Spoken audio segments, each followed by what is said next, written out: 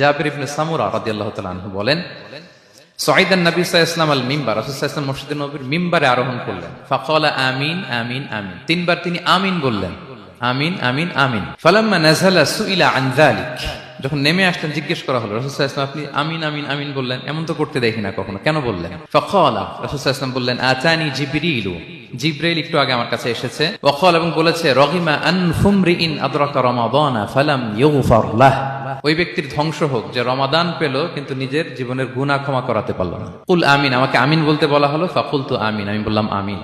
সম্মানিত সুধী, রাসূল সাল্লাল্লাহু আলাইহি ওয়াসাল্লামের পক্ষ থেকে বদদোয়া, হুঁশিয়ারি এবং তাদের ধ্বংসের জন্য রাসূল সাল্লাল্লাহু আলাইহি ওয়াসাল্লাম আমিন বলেছেন। কে আমিন বলেছেন বলেন তো সবাই?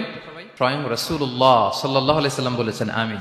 এবার কি একটু ভয় লাগতেছে? এতক্ষণ তো খুব হোপফুল ছিলাম আমরা, এখন কেমন মনে হচ্ছে আপনাদের বলেন? রমাদান পেলাম কিন্তু মুক্তি নিশ্চিত করতে পারলাম না। ক্ষমাপ্রাপ্ত বান্দাদের যে লিস্ট, ওখানে নিজের নাম